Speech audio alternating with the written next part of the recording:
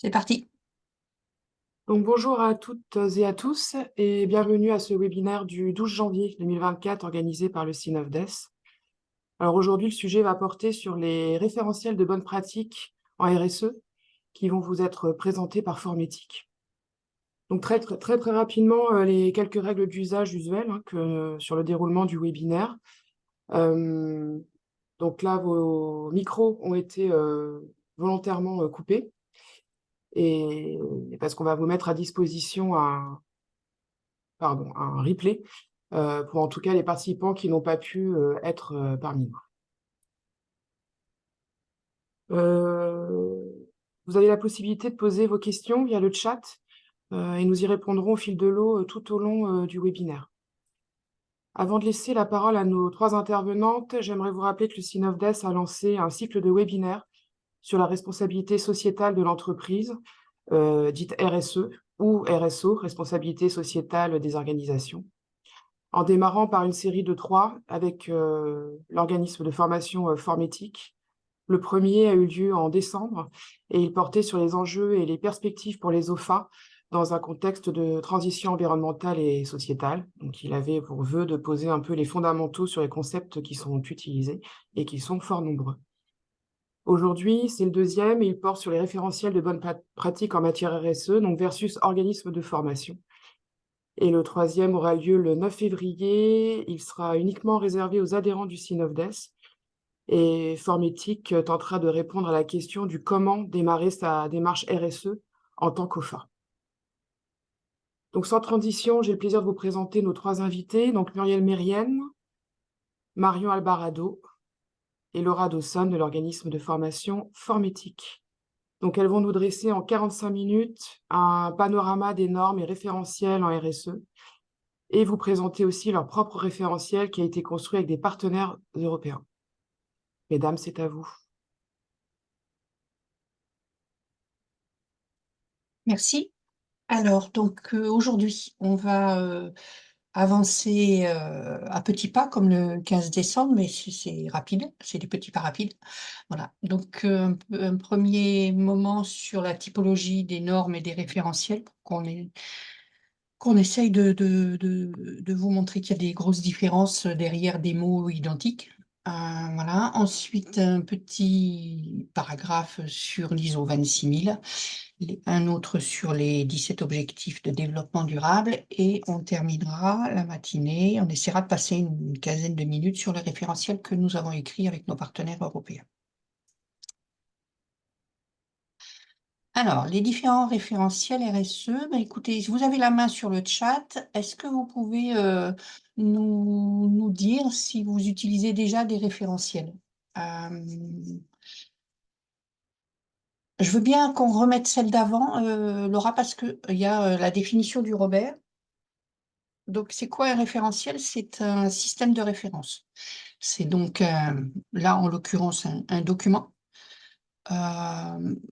auquel on fait référence pour quelque chose. Voilà. Donc là, on vous donne, par exemple, un exemple de référentiel de prix. Moi, je sais pas, on peut dire un référentiel de formation, un référentiel de certification, un référentiel de... Voilà. Donc vous, qu'est-ce que vous utilisez? Qu'est-ce que j'ai comme réponse dans le chat? Aucune. Je vous prends un peu à froid, hein. Donc Jean-François, il dit, bon, pas pour l'instant.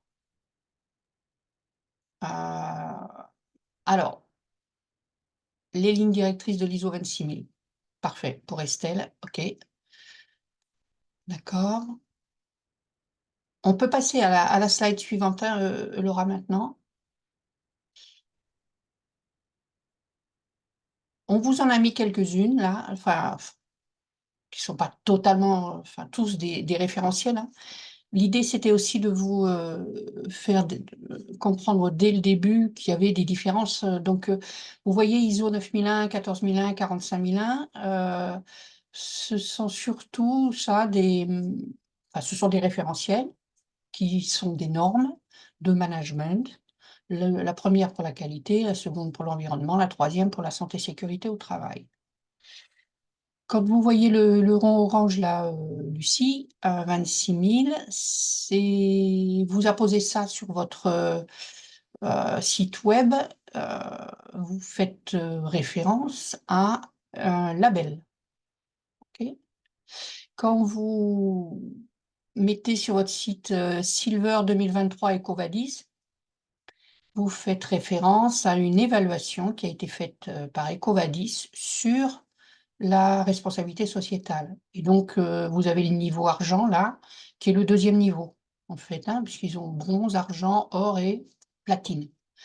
Donc voilà, bah, écoutez, donc on en déduit, quand on est client de votre organisme, que bah, vous atteignez la moyenne tranquillement, et que vous êtes en démarche RSE, et que c'est pas encore hyper performant, mais vous êtes en démarche. C'est ça l'information qui est sortie.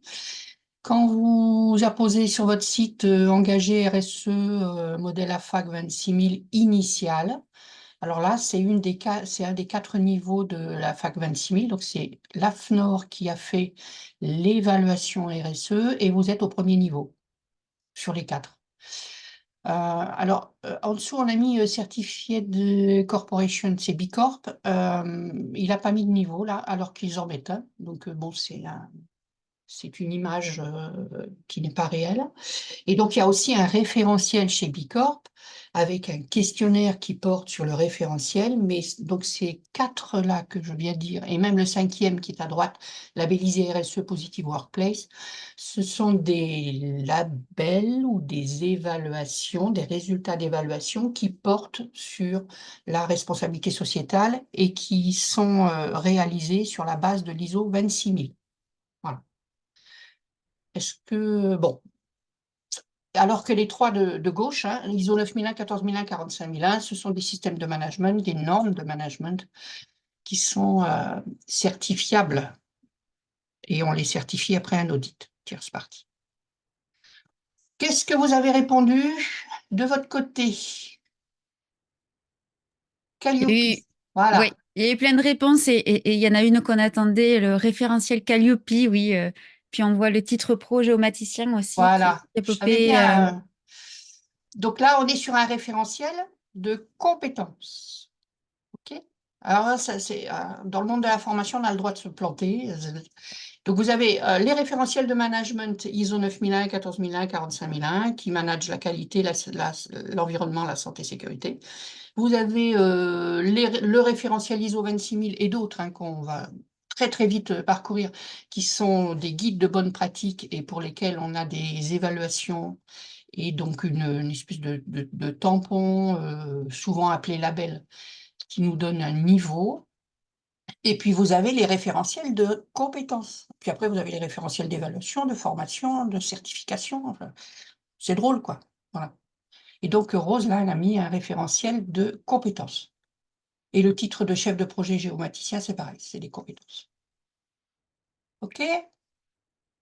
On pensait partir avec Lucie, d'accord, parfait. Donc, Lucie, c'est un label et pour obtenir ce label, vous allez payer un accompagnement qui va qui va essayer de vous former, enfin, qui va vous accompagner pour entrer en démarche RSE sur la base de l'ISO 26000, soit sur l'ISO 26000 généraliste, soit sur l'ISO 26000 formation que Lucie a mis au point, qui est un label, un référentiel sectoriel. Bon, ça y est, on a planté tout le monde. Hop. OK. Allez, on avance. Alors après, je vous ai, Laura, tu peux descendre? Après, j'ai mis quelques exemples sur lesquels on va passer assez vite parce qu'on a peu de temps ce matin, mais en termes de définition du référentiel, la question qu'on peut se poser, c'est: un règlement peut-il être considéré comme un référentiel? Donc, je ne sais pas, on ne va pas attendre les réponses. Il y a une personne qui peut me dire si...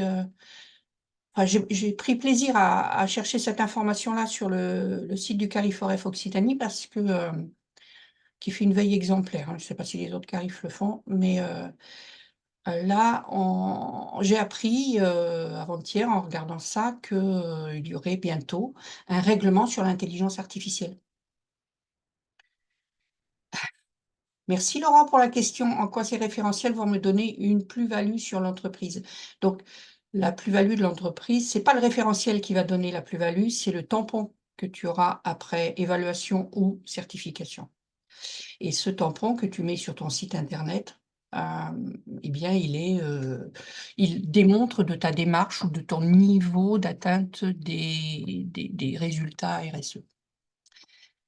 Voilà, donc le règlement, pour moi, tous les règlements sont des référentiels, mais ce ne sont pas des référentiels pour lesquels on fait des évaluations ni des certifications quand c'est une loi ou un règlement. Okay. Ensuite, alors, on a trouvé, il y a des chartes dans les Greta régionaux. Donc là, j'ai sorti ça des Greta de la Marne, qui n'est pas une région d'ailleurs. Mais il y a une charte en cours d'écriture sur les Greta CFA d'Occitanie, par exemple. Hein. Et donc, est-ce qu'une charte est un référentiel pour vous? Voilà, bonne question. On en reparlera. Ensuite, qui c'est qui... Laura, tu peux descendre la slide, s'il te plaît? Alors, il nous arrive de faire référence au Pacte vert, ce qui s'appelle le Green Deal, qui existe depuis quelques années et qui est un ensemble d'écrits qui définit la politique de l'environnement européenne. On s'y réfère, c'est donc un référentiel. Ce sont les États qui s'y réfèrent pour écrire leur loi sur l'environnement. Ce n'est pas la petite entreprise qui va dire « moi, je respecte le pacte vert ». Non, non, c'est les États. C'est donc un référentiel. Ensuite, là, voilà. Et donc, on a, en complément de ce pacte vert, la loi européenne sur le climat. Même question, est-ce qu'une loi peut être considérée comme un référentiel? La réponse est oui, hein, sauf qu'on n'en fait pas le même usage.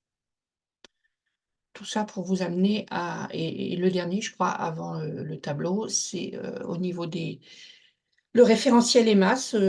J'ai voulu parler de ça parce que certains pensent qu'il n'existe que l'ISO 14001 pour manager l'environnement. Pas du tout. Il y a une norme européenne qui s'appelle l'EMAS et qui va aussi manager, qui va décrire le système de management et d'audit environnemental que l'on peut réaliser dans son organisme de formation. Je connais des organismes de formation grecs qui sont certifiés EMAS.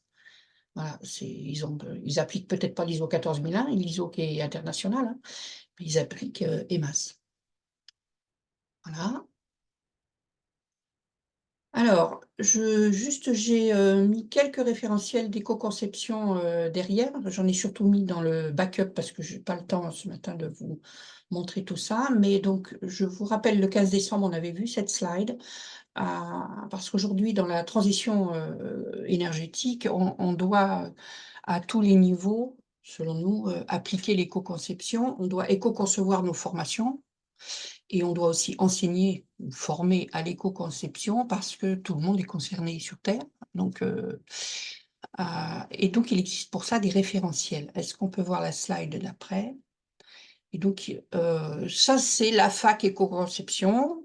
La fac, qui dit AFAC pour la FNOR, dit système d'évaluation. Et donc là, c'est un guide. Vous pouvez télécharger un guide pour évaluer ou auto-évaluer, c'est à vous de voir, votre performance en éco-conception. C'est pareil, hein, cette AFAC éco-conception, c'est un guide, c'est un référentiel. Alors, quand on a vu tout ça et qu'on s'est bien perdu dans tout ça, on s'est posé quelques questions. Donc, est-ce que c'est un cadre au sens recommandation? Auquel cas, ça s'appelle guide de bonne pratique. Est-ce que c'est un cadre normatif? Normatif au sens liste d'exigences. Est-ce que c'est un cadre légal? Au sens, c'est obligatoire, je dois l'appliquer. Qu'est-ce qu'on obtient avec ce référentiel? C'était la question de Laurent. Un tampon, un label, un certificat, un agrément, une habilitation, je dirais même un niveau. Et comment obtient-on le label ou le certificat ou le niveau? Et quel usage fait-on de ce référentiel? On s'est posé toutes ces questions qui nous ont permis un petit peu de structurer un tableau, là, qu'on peut voir juste après. Donc ça, c'est pas du tout exhaustif, c'est juste pour revenir un petit peu sur ce qu'on a vu juste avant. Donc le règlement européen sur l'intelligence artificielle, ben, c'est un cadre légal. Ça sera obligatoire. Si vous utilisez l'intelligence artificielle dans vos, dans vos formations, et je sais qu'il y en a qui vont le faire, vous devrez être conforme. Donc quand c'est légal, on est conforme ou on est non conforme. Et l'usage du résultat, ben, c'est juste la conformité, quoi. C'est-à-dire qu'après, normalement, on a aussi des systèmes de surveillance qui vont nous expliquer ce qui se passe si on n'est pas conforme. Bon. Alors ensuite, vous avez vu les chartes, enfin la charte des Greta, ça reste un guide. Ça n'a rien d'obligatoire, sauf pour les Greta de la Marne. Il faut la signer en général, une charte, ça se signe et ça permet de rendre visibles les engagements. Je suis allée voir, cette charte, elle est assez détaillée, c'est bien foutu, on pense qu'ils font ce qu'ils disent. Bon. La fac éco-conception, le guide de l'AFNOR, là, ça n'a rien d'obligatoire, ça vous donne un niveau suite à une évaluation. Et ça rend visible la démarche. C'est-à-dire que si vous faites faire l'évaluation par la FNOR, ils vont vous donner un tampon et vous dire, et qui dira à vos parties prenantes, on va dire, que vous êtes en démarche d'éco-conception, mais ça ne donnera pas forcément le niveau de performance dans la démarche. Alors, on a regardé aussi le label APP. Vous savez, le label APP, c'est les ateliers, les ateliers personnalisés. Attends, je retrouve ce que j'ai marqué. Atelier de pédagogie personnalisée, pardon.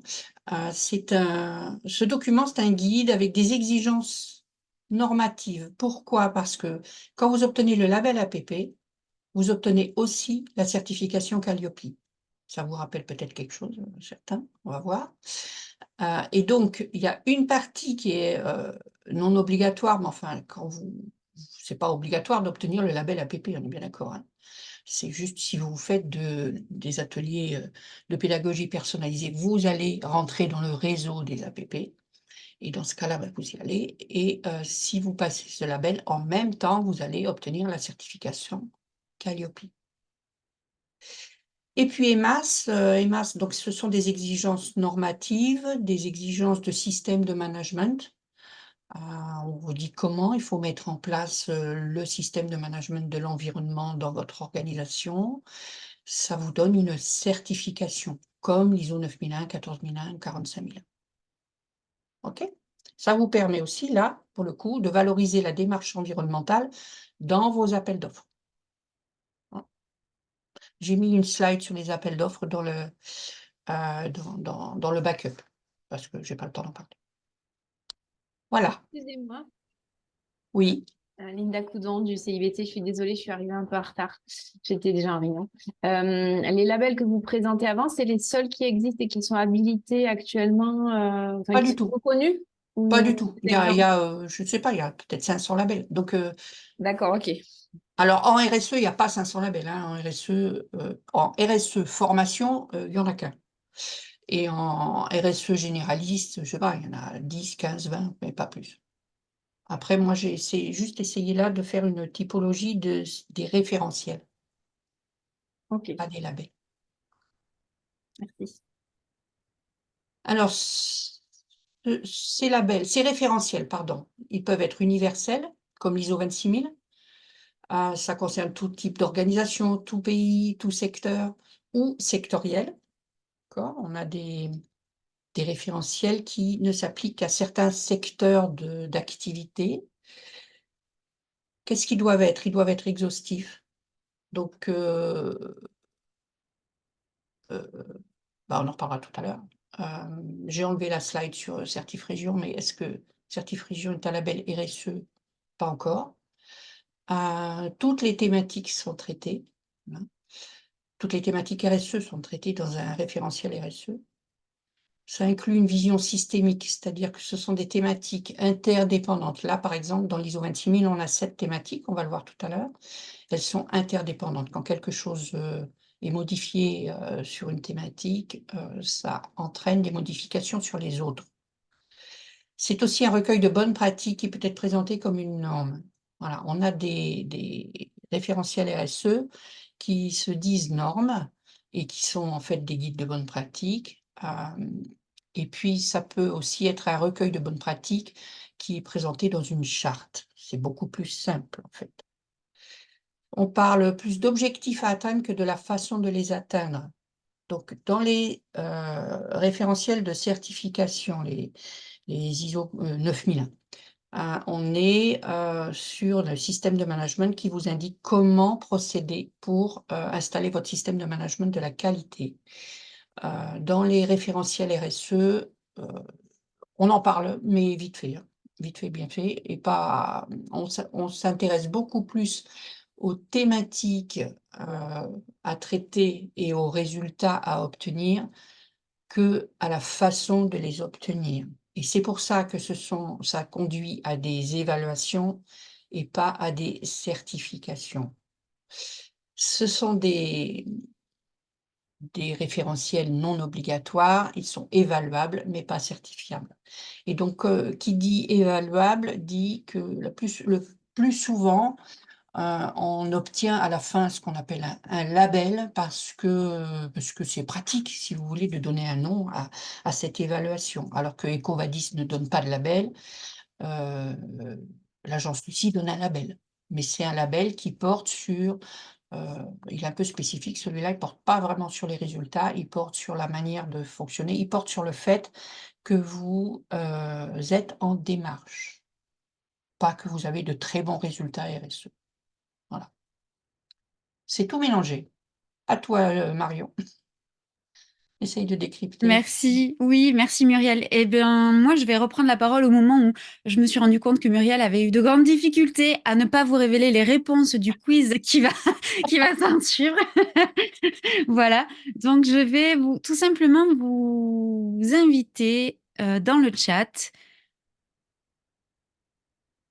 à réaliser un tout petit quiz. Donc, c'est en 5 questions. Alors, on C'est va dans le sur chat. Oui, vous allez dans Nous, le chat. Ouais. Exactement. Vous avez une invitation, vous pouvez cliquer dessus sur jouer. Sinon, directement avec votre téléphone, vous pouvez QR-coder la slide que Laura vous a affichée.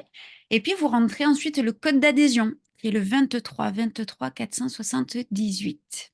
Vous pouvez mettre ensuite votre nom ou un pseudo.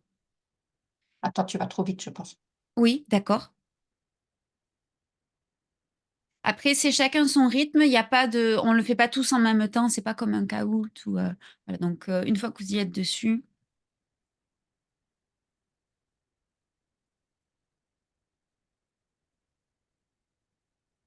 Donc ça va vous demander si les 5 référentiels que je vous ai posés là sont plutôt des labels, des certifications, les deux ou aucun des deux.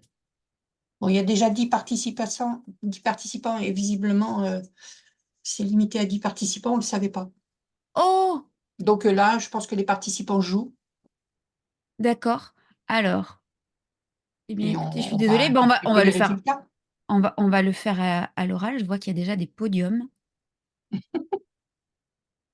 avec Mais je pense que tu peux. Émilie qui a 26 000 points. Allez, tu nous Oui. montres, Laura, tu nous montres le résultat si tu peux.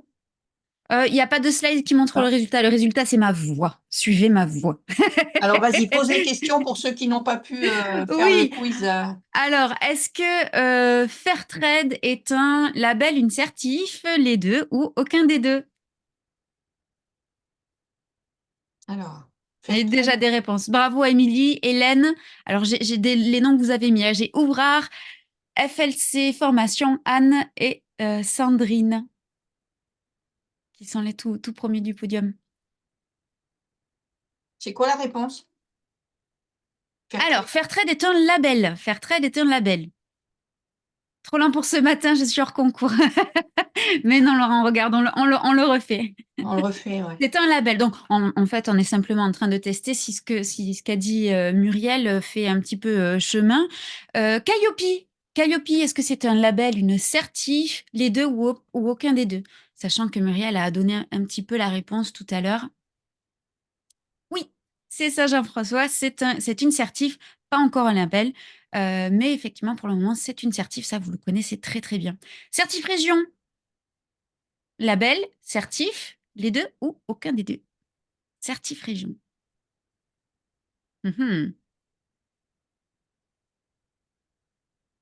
Rose, presque. Les deux, c'est ça, Laurent.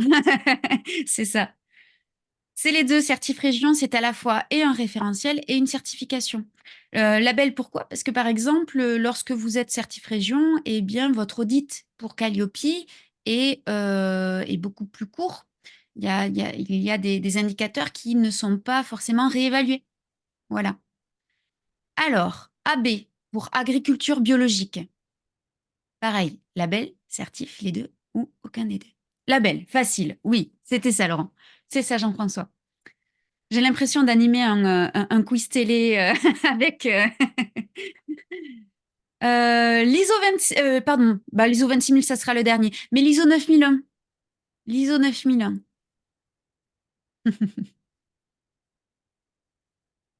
Facile. Oui, Jean-François, c'est ça. C'est une certification, donc la certification qualité dont vous a parlé Muriel. Système de management de la qualité.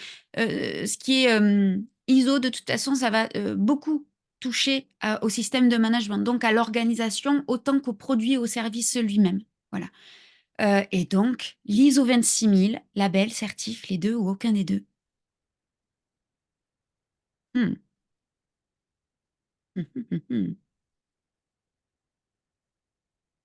Ça met un peu plus de temps. Est-ce que vous réfléchissez à pas dire de bêtises? Attention, Mario, t'es filmé. Oui.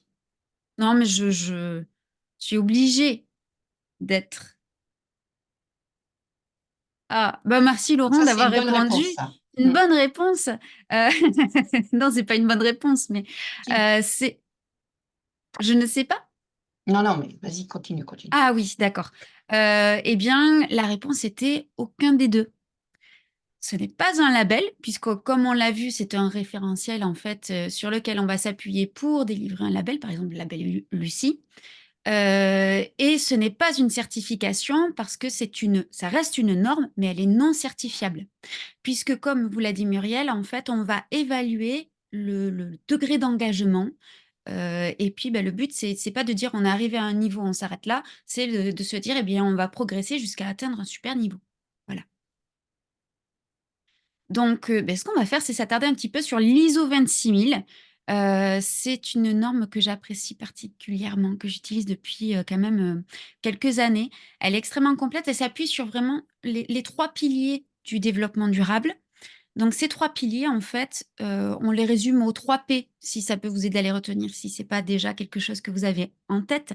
Mais donc, c'est planète, people et profit. Planète pour la partie environnementale, profit pour la partie économique et people pour la partie sociale, sociétale. Alors, le mot en anglais social, il porte à la fois les relations avec les parties prenantes extérieures à l'entreprise et aussi celles en interne. Nous, en France, lorsqu'on parle de social, généralement, c'est interne à l'entreprise. C'est pour ça que vous entendrez souvent pour RSE, responsabilité sociale ou sociétale des entreprises. D'ailleurs, on parle aussi de RSO pour organisation. Je crois que c'est la slide d'après, c'est pas grave. Mais voilà, le développement durable, lui, il a été défini avec ces 3 piliers. Pardon, Laura, je t'embrouille, je t'embrouille un petit peu avec ces 3 piliers. Et en 92, on a une définition qui est sortie, donc qui est de satisfaire équitablement les besoins relatifs au développement et à l'environnement des générations présente et future. En 87 aussi, un petit peu avant, on avait le rapport Brundtland du nom de cette première ministre allemande qui a sorti ce livre qui s'appelle Notre avenir à tous, Our Common Future, et qui disait que le développement durable était donc un mode de développement qui répondait aux besoins des générations présentes sans compromettre la capacité des générations futures à répondre à leurs propres besoins.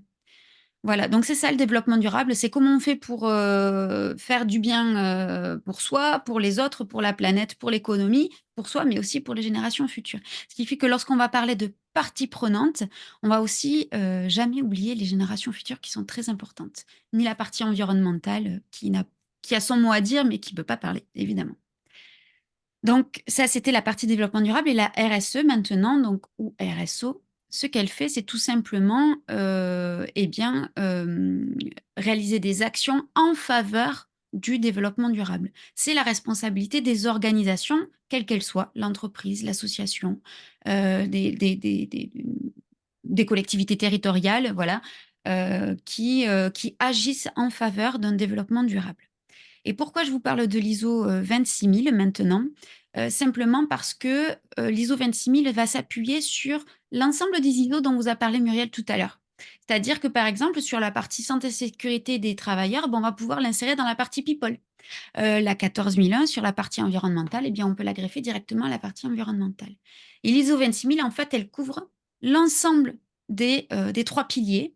Elle peut être ce qu'on appelle intégrée, c'est-à-dire que le management du développement durable au sein de l'entreprise peut se faire via différentes ISO, même d'autres normes. Ça peut être MAS, si ça vous parle, sur la partie sécurité.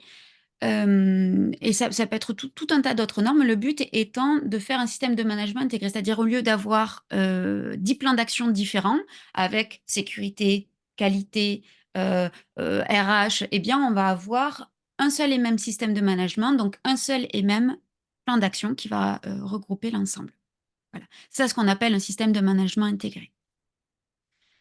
Sur cette norme, alors oui, peut-être un petit point sur l'ISO quand même. l'ISO, ça signifie, alors désolé pour mon accent, International Organization for Standardization.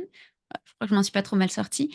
C'est une ONG qui est indépendante et qui développe et publie donc des normes internationales, qui est née au tout début des années 1900, surtout sur la partie électrique et électronique.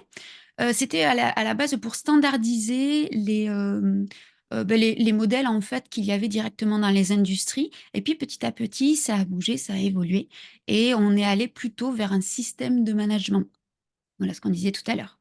Et le but était en fait de faciliter le commerce international puisque entre les pays, c'était pas forcément les mêmes normes. Et au fur et à mesure, grâce à ces ISO, on a pu échanger au niveau mondial plus facilement et surtout en garantissant la qualité à la fois des produits et des process de fabrication. Donc ça pouvait être autant des produits que des services. Voilà, alors les ISO en elles-mêmes ne certifient pas, ce sont vraiment des référentiels. C'est bon, Laura, tu peux laisser cette slide-là, j'ai bientôt terminé. Mais l'ISO en elle-même, les ISO ne certifient pas. Elles vont s'appuyer sur des organismes certificateurs. En France, on a le COFRAC qui vient, ce qu'on appelle vulgairement cofraquer des organismes comme la FNOR Certification, comme Bureau Veritas, comme SGS, par exemple, qui sont les plus gros en français, et qui vont venir, eux, vous certifier. Voilà. Et donc, pour l'ISO 26000, de quoi elle se compose? Eh bien, il y a 7 principes de comportement. Ces principes de comportement, on va dire qu'ils sont transversaux. On va les voir dans l'ensemble des processus. Si vous êtes plutôt qualiticien ou que vous avez une cartographie qualité en tête, comme on en avait encore avec l'ISO 9001 dans l'avant-dernière version, eh bien, ça va être tout un processus transversal. Donc, si votre système de management de la RSE est en haut dans vos systèmes de management, il peut être aussi dans la question dans les supports. Donc ça, c'est les 7 principes de comportement. On a 2 pratiques et puis 7 questions centrales. Ça, c'est le découpage de la norme. Vous avez vraiment l'ensemble du résumé là, sur cette vue. On va zoomer sur le premier. sur les 7 principes de comportement. On dit qu'on est redevable lorsqu'on fait de la RSE, c'est-à-dire que on est redevable essentiellement de ses parties prenantes, de celles qui nous aident, de celles que l'on aide, mais c'est surtout en fait de qui participe.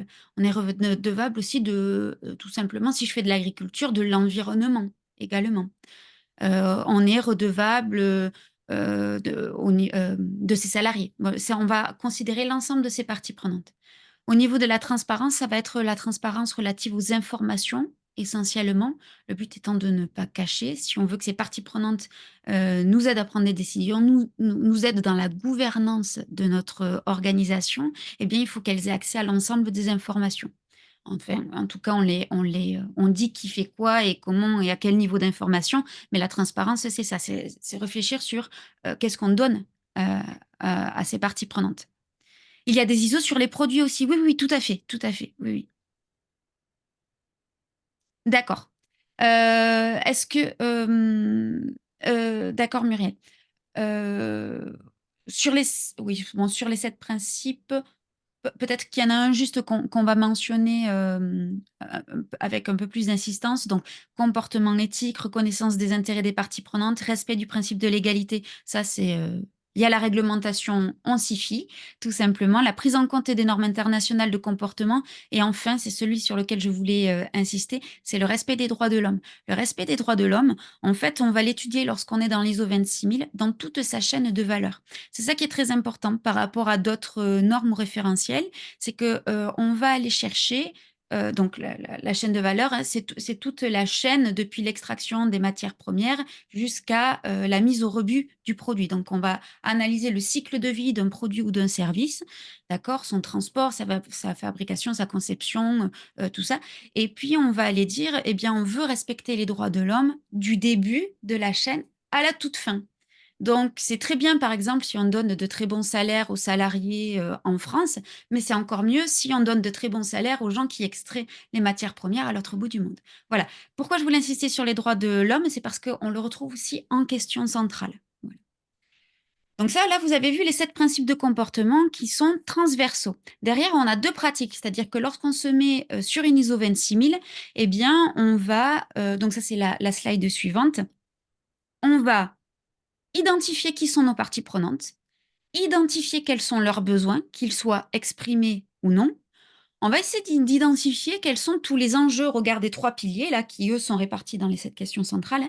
On va regarder sur ces 3 piliers, sur l'ensemble, quels sont les enjeux qui sont importants et qui ont beaucoup d'impact pour les parties prenantes.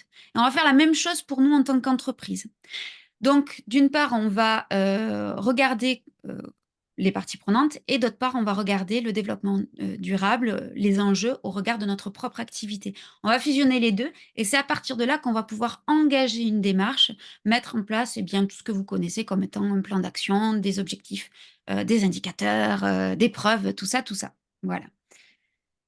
Et donc, pour finir sur l'ISO 26000, elle est découpée en 7 questions centrales. Elle comprend 37 domaines d'action. Les 7 questions centrales, alors vous voyez 6 ronds juste là. Juste au-dessus, vous voyez le 7e qui est la gouvernance de l'organisation. Et je vais simplement me fier à lui pour enfin, m'appuyer sur lui pour terminer ces notions sur l'ISO 26000. Mais la gouvernance de l'organisation, à ne pas confondre avec la stratégie, c'est comment on fait pour prendre des décisions. Voilà, comment on fait pour prendre des décisions ensemble, avec ces parties prenantes? Comment on fait pour donner la parole aussi à celles et ceux qui ne l'ont pas forcément? Par exemple, il y a pas longtemps, vraiment, j'ai découvert la comptabilité critique, dialogique et comment ça s'appelle déjà? C'est la comptabilité dialogique, critique et agoniste. Alors, c'était très fouillis il y a 2 mois de ça. C'est tout simplement dialogique parce qu'on veut faire avec ses parties prenantes, une comptabilité critique parce qu'en fait, on veut essayer de remettre en cause le pouvoir, c'est-à-dire on essaie de définir quels sont les jeux de pouvoir et comprendre qui a la parole et qui ne l'a pas. Et puis, beh, agoniste parce que on peut se dire que finalement, on prend en considération les besoins et les attentes des parties prenantes sans forcément être d'accord avec elles. Voilà, bah, c'est ça la gouvernance de l'entreprise, c'est donner la parole à tout le monde et prendre les décisions en fonction de ces de ces résultats-là. Voilà, donc je vous ai montré un petit panel de l'ISO 26000. Évidemment, c'est une norme qui est extrêmement complète. Elle est très honnêtement pas accessible à toutes et à tous. Si vous êtes plutôt qualiticien dans l'âme, vous pouvez y aller les yeux fermés, il n'y aura aucun secret pour vous.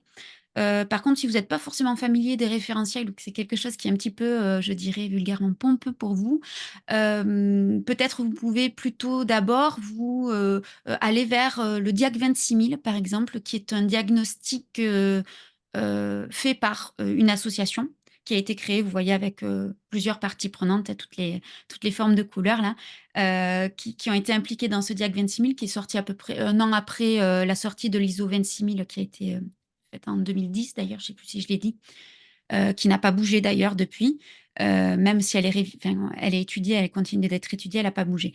Mais voilà, le DIAC 26000, c'est un petit outil que vous pouvez consulter en ligne, qui reprend les 7 questions centrales et qui va vous permettre de vous familiariser un petit peu avec cette norme et de voir un petit peu où vous en êtes, vous, de votre côté. Et dans tous les cas, peu importe ce que vous choisirez, que ce soit le label Lucie, je ne sais plus qui le disait tout à l'heure, que ce soit même Bicorp, ou que voilà, peu importe quel label vous choisirez, eh bien votre premier pas sera de faire ce diagnostic. Donc je vous invite à aller le consulter pour vous donner un ordre d'idée.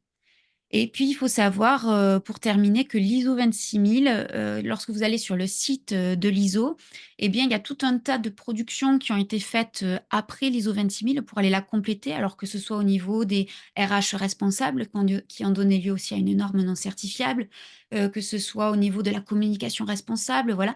Et puis, ben, il y a un dernier document qui est sorti et qui est très chouette à consulter, c'est la relation entre les questions centrales et les domaines d'action de l'ISO 26000 et les 17 objectifs de développement durable, qui eux, sont internationaux. Et je vais vous laisser avec Laura qui va vous présenter ces 17 ODD. Merci Marion. Alors, justement, en complément du coup de tous ces ISO et de tous les référentiels qu'on a pu voir, on peut donc utiliser les 17 objectifs du développement durable. Alors en 2015, ils ont été adoptés par 193 États membres de l'ONU et qui ont donc d'abord adopté un programme de développement durable qui était pour l'horizon 2030, qui est intitulé Agenda 2030 et qui est un plan d'action pour l'humanité, pour la planète et pour la prospérité. Et donc lui, il porte une vision de transformation de notre monde qui est pour renforcer la paix, en éradiquant la pauvreté et en assurant sa transition vers un développement durable. Donc comme Marion avait défini plus tôt le développement durable, normalement, je pense que ça devrait aller pour tout le monde. Et au cœur de l'agenda 2030, on retrouve donc 17 objectifs de développement durable qui ont été fixés et qui couvrent donc l'intégralité des enjeux du développement durable dans tous les pays. Donc le climat, la biodiversité, l'énergie, l'eau, la pauvreté, l'égalité des genres, la prospérité économique, la paix, l'agriculture, l'éducation et encore plein d'autres sujets. Donc, ils sont conçus pour être vraiment universels, inclusifs et indivisibles, et pour qu'ils puissent s'adresser vraiment à tous les pays, peu importe leur niveau de développement, et qu'ils soient interdépendants, par contre, ce qui signifie que le progrès dans un domaine, il dépend vraiment du progrès dans tous les autres domaines. Donc, vraiment, il est important de prendre tous les objectifs en compte. Donc, justement, il est utilisé pour être un peu un complément de, par exemple, l'ISO 26000 ou d'un référentiel qui peut être plus sectoriel parfois. Et ces objectifs, ils peuvent être utilisés pour identifier les enjeux qui nous concernent en complément. Et comme la norme ISO 26000, c'est une norme internationale qui fournit un cadre pour la responsabilité sociétale des organisations ou des entreprises. Elle couvre un large éventail des sujets, comme les droits de l'homme, du travail, de l'environnement et de la consommation, et les référentiels qui sont sectoriels, qui sont du coup plus spécifiques dans certains secteurs d'activité. Eux, ils fournissent plus des lignes directrices sur la manière dont les organisations peuvent mettre en place du coup ces objectifs de développement durable dans leur secteur d'activité. Alors, ces objectifs de développement durable, ils ne sont pas spécialement contraignants en tant que tels, mais ils peuvent devenir un cadre de référence puisqu'ils sont importants pour les politiques publiques et même des initiatives privées, puisqu'il y a de nombreux pays qui ont adopté des lois ou des politiques pour soutenir la mise en place de ces œuvres, donc des objectifs de développement durable. Et ils ne sont pas directement liés à des lois, mais par contre, ils peuvent être mis enfin, il y a beaucoup de lois qui les reprennent. Par exemple, un pays peut adopter la garantie à l'accès à l'éducation primaire pour tous.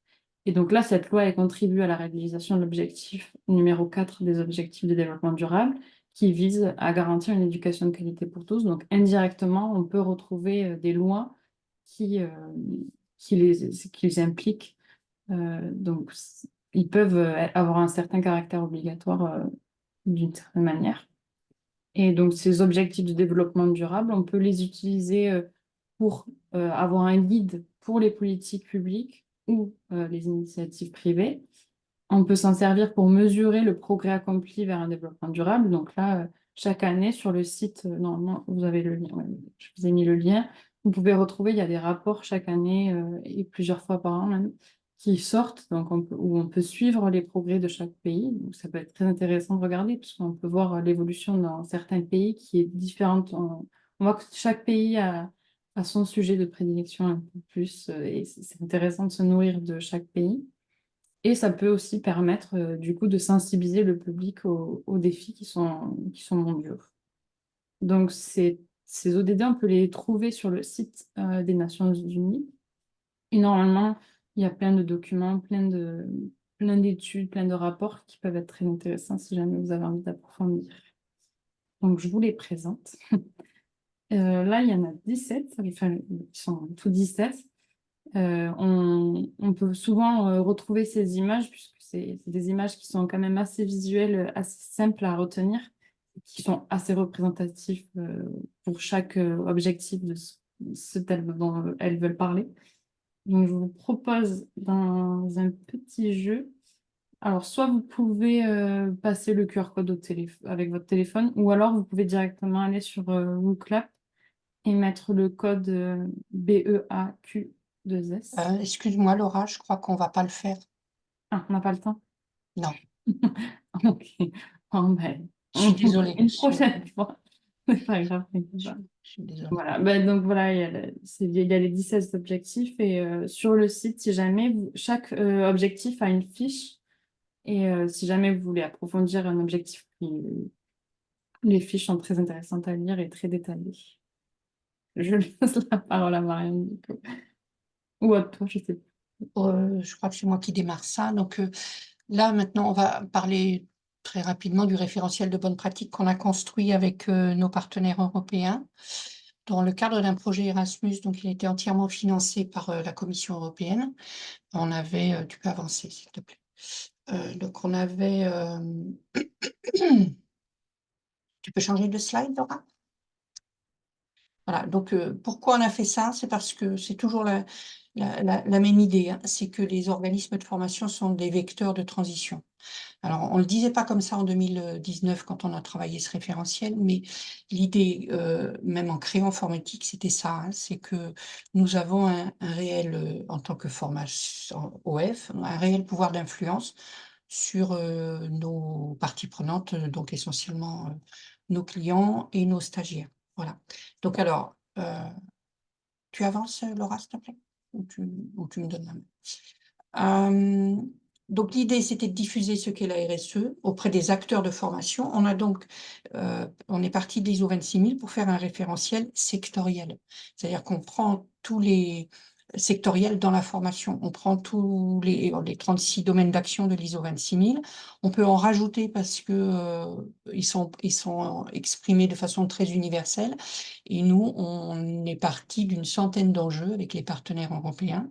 Centaines de domaines d'action ou d'enjeux, quelquefois ça veut dire un petit peu la même chose, et on est arrivé à en choisir 27 pour créer nos fiches actions. Donc on va directement passer à la fiche. Donc voilà, ça c'était, on a fait, voilà. Vas-y, avance, celui-là on va pas le mettre, celui-là, voilà, stop, tu peux remonter. tu peux remonter, s'il te plaît? Voilà. Donc, on a produit 4 livrables, mais le livrable dont on veut vous parler aujourd'hui, c'est le référentiel, puisque c'est ça le sujet, hein, de la matinée. Et donc, ce référentiel de bonnes pratiques, il comprend plusieurs parties, comme l'ISO 26000, mais en plus petit, parce qu'on ne représentait pas 190 pays. Voilà. Et donc, dans ce référentiel, vous avez une introduction, une définition de la responsabilité sociétale, 1, 2, 3 pages sur les démarches RSE, sur la démarche RSE, et surtout 26 pages sur les bonnes pratiques. Et donc, est-ce qu'on peut voir le sommaire des bonnes pratiques? Voilà. Donc, on a toutes ces bonnes pratiques qui sont regroupées en 5 parties. 5 parties, donc il y a 7 questions centrales dans l'ISO 26000. On a réduit à 5 thématiques dans ce référentiel et à peu près dans le même temps, l'agence Lucie crée le référentiel 26000 formation et a aussi 5 thématiques.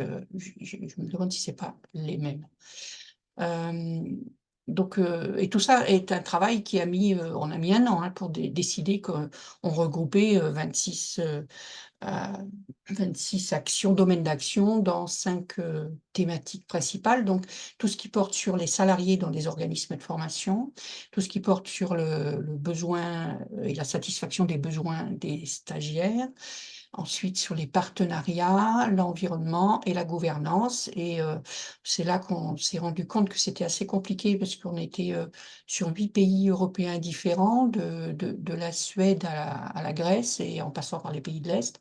Et on s'est, ouais, ça a été sympa de travailler pendant 1 an pour savoir quelles étaient les thématiques qu'il fallait prioriser et qu'il fallait traiter dans les organismes de formation européens. Et donc là, juste pour finir sur la présentation de ce référentiel avant de donner la main à Marion. Donc on peut remarquer qu'à l'époque, donc il a été fini en 2021 à peu près, il n'y avait que 2 actions possibles sur l'environnement. Vous voyez qu'il peut manquer une fiche action sur les impacts de l'utilisation des outils digitaux, notamment, qui sont très importants. Et sur les partenariats, il n'y en avait que 2 aussi, alors qu'aujourd'hui, on intervient davantage sur la notion de partenariat. Voilà, donc il est accessible, hein, ce référentiel, il est sur le site de Formétique, il est aussi sur le site du projet Erasmus en question. Voilà. Est-ce qu'on peut avancer sur la dernière slide? À quel niveau d'action pensez-vous être aujourd'hui sur une des fiches pour pouvoir terminer cette matinée? Enfin, Alors, oui, vas-y Marion. tu me dis si je me trompe, mais ça peut être intéressant au lieu de poser la question, puisqu'on n'a pas vu les fiches et on n'a pas vu le niveau, simplement de montrer une des fiches, peu importe Oui, c'est laquelle. ça. Donc l'avant-dernière, par exemple. Voilà, donc c'est la 27. Je me l'agrandis un petit peu. Donc, juste pour vous montrer comment est composée une fiche, tout simplement, on a un titre avec une couleur, un cadre relatif à une des 5 parties que Muriel vient de mentionner. On a une bonne pratique exemplaire, donc un exemple de ce qui est fait par nous ou des partenaires européens ou des organismes qui ont répondu au questionnaire. Une petite citation qui accompagne toujours la fiche. Des idées d'action, et c'est cette partie-là qui va vous intéresser, je pense, avec 3 niveaux différents. C'est-à-dire que si je suis niveau 1, par exemple, sur la qualité des formations, bon, ça vous connaissez bien par rapport à Calliope, Certif Région et tout, mais par exemple, le premier niveau, c'est recueillir des données de référence et identifier les compétences requises. Voilà. Niveau 2, on va plutôt être sur faire le lien entre les objectifs de la formation et les progrès des participants. Et niveau 3, on va être sur optimiser chaque ressource pour une qualité et satisfaction sans compromis. Encore une fois, là, on s'appuie sur une évaluation européenne, parce que nous, en France, par rapport à Calliope, par exemple, tout ça, c'est obligatoire. Voilà, les 3 niveaux que j'ai mentionnés, c'est de l'obligatoire. Voilà, et donc pour chaque fiche, vous avez ça, et donc on n'a pas le temps de faire l'activité, mais l'idée, c'était d'en choisir une et de savoir où vous en étiez et si vous pouviez vous engager pour être au niveau supérieur, peut-être en 2025. On est en début d'année, ça aurait été l'occasion de faire des vœux d'année, mais bon, c'est pas, c'est pas grave. quelques petits conseils et astuces sur la droite.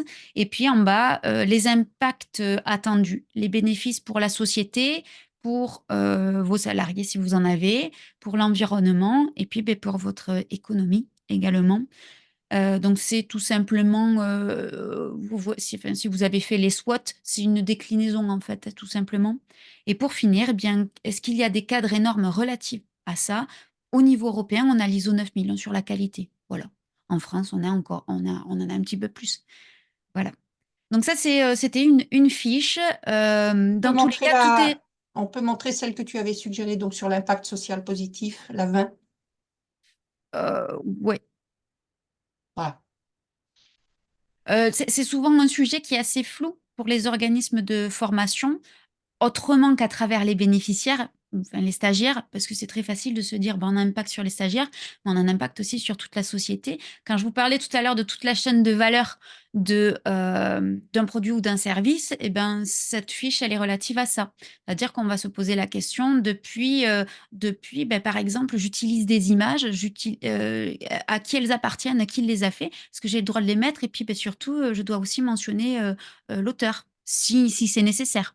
C'est à qui appartiennent les supports, c'est au-delà des contrats, comment on fait pour avoir un impact positif à l'extérieur. Si j'achète des produits qui ne sont pas sur le sol français, je sais pas moi, du matériel dont j'ai besoin pour ma formation, si je l'achète à l'étranger, eh bien, ceux qui me fournissent ce matériel-là, est-ce que j'ai un impact positif sur eux si j'achète chez eux?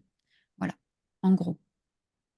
Est-ce que je peux juste, Évidemment, vas-y. juste, voilà, donc sur cette fiche 20, les idées d'action, voilà, le travail qu'on voulait faire avec vous, c'était choisir une fiche et discuter sur les idées d'action. Donc celle-ci, par exemple, si vous avez une question à poser sur ces idées d'action, vous pouvez peut-être la poser là. Sinon, on va clore la matinée. Enfin, mais moi, j'aurais voulu juste avoir 3 heures devant moi pour pouvoir discuter Ouais, de c'est que ça. cette fiche. C'est Voilà. ça.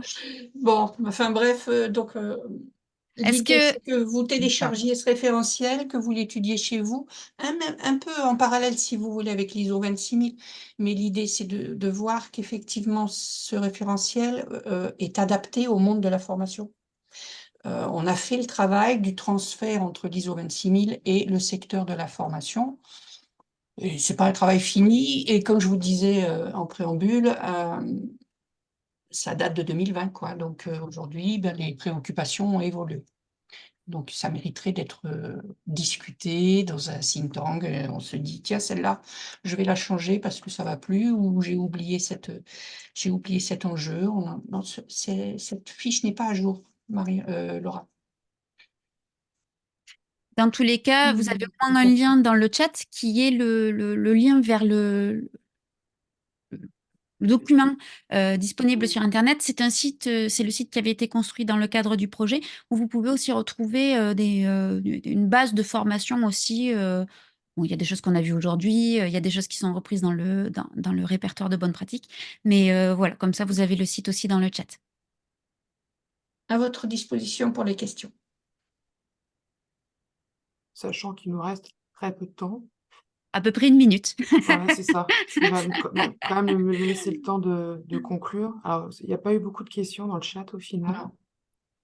Écoutez, déjà, je voulais vous remercier, hein, Muriel, Marion et Laura, de nous avoir dressé en si peu de temps, 45 minutes, c'est très très court. On effleure vraiment tous les concepts. Donc, en tout cas, je trouve que vous avez bien éclairé le fait d'apporter des précisions sur la différence entre label, certification, normes et référentiels en RSE, ce qu'il y en a quand même pas mal. Et ce que j'ai trouvé aussi intéressant, c'est le focus sur l'ISO 26000 qui précise, alors ça paraît peut-être évident pour certaines personnes, je pense que pour d'autres peut-être moins, mais en tout cas qu'il y a quand même 3 domaines qui sont très imbriqués les uns dans les autres. On peut pas en prendre qu'un et ne pas traiter les 2 autres. C'est vraiment l'environnement, l'économie et le social. Donc ça, je trouve que cette approche est oui, très intéressante, parce que c'est vrai, quand on parle de RSE, dans la tête de certains, on peut peut-être penser que développement durable, alors que c'est pas le cas du tout. Et merci pour le partage de votre référentiel de bonnes pratiques. C'est vrai que ça aurait valu le coup d'aller plus loin, parce qu'il est vraiment adapté aux activités, à l'environnement des organismes de formation. Donc, c'est quand même un peu ce qui nous lie aujourd'hui. C'est ce domaine d'activité qui sont les organismes de formation. Et ça donne vraiment envie d'en savoir plus, de comment on peut adopter une démarche RSE, et combien de temps ça prend aussi, parce que c'est un véritable investissement en tant qu'organisme de formation. Donc, ça pourrait être aussi intéressant d'en discuter. Prochain rendez-vous, c'est le 9 février. Je le redis, réservé uniquement aux adhérents du Synofdes, et l'informatique nous répondra sur le comment démarrer sa démarche RSE en OFA. Vous allez recevoir par le biais d'un emailing, donc tous ceux qui étaient inscrits, le PowerPoint, le replay. Je pense que ça serait intéressant de mettre aussi le lien vers votre référentiel. Et voilà, et si vous n'êtes pas encore inscrit, vous pouvez vous inscrire directement sur le site du Synofdes. Il y a le lien direct vers le 3e webinaire. Donc je pense qu'on peut arrêter l'enregistrement. Merci à tous, et à très bientôt.